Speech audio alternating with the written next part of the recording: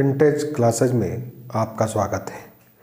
आज के क्लास में हम लोग भारतीय नागरिकता को प्राप्त करने के अंतिम जो तरीके हैं, अंतिम तरीका के संबंध में पढ़ेंगे, जिसमें क्षेत्र समाविष्टि द्वारा कैसे नागरिकता प्राप्त हो सकती है।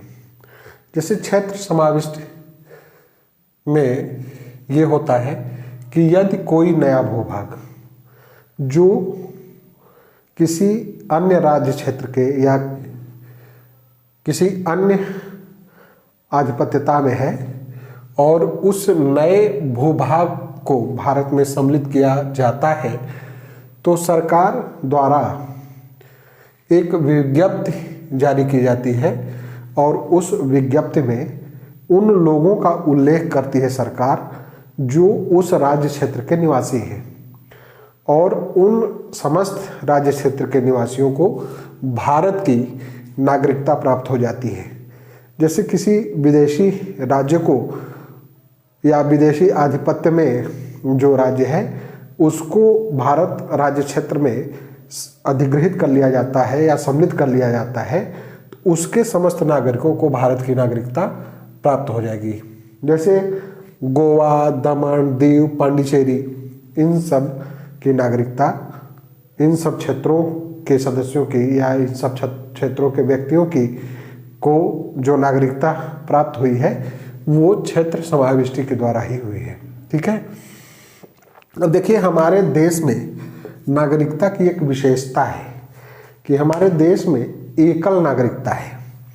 यद्यपि भारत में संघीय शासन को अपनाया गया है और संघीय शासन जहाँ भी है वहाँ दोहरी नागरिकता की व्यवस्था है, लेकिन भारत में केवल इकहरी नागरिकता है, एकल नागरिकता है।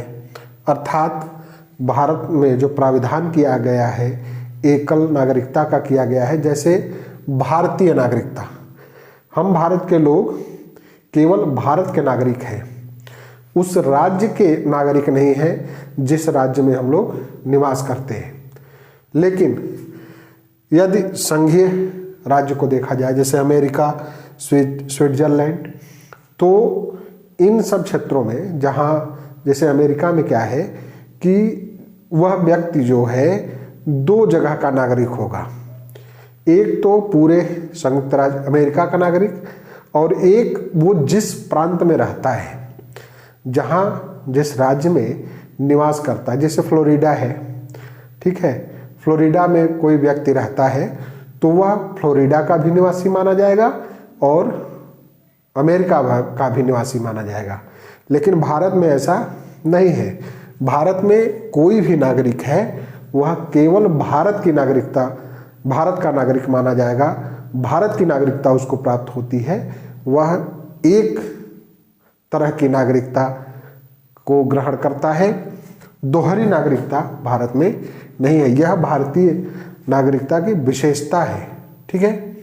तो इस तरह से हम लोगों ने अभी तक जो भारतीय नागरिकता अधिनियम 1955 के तहत 5 प्रकार से नागरिकता प्राप्त करने के तरीके देखे हैं, और भारत की नागरिकता की विशेषता यह ध्यान रखिएगा कि भारत में इकहरी नागरिकता है, एकल नागरिकता है, उसको हम लोगों ने देखा। अब हम लोग अगले क्लास में जो है नागरिकता कैसे समाप्त होती है, कैसे नागरिकता खत्म होती है, उसके संबंध में पढ़ेंगे।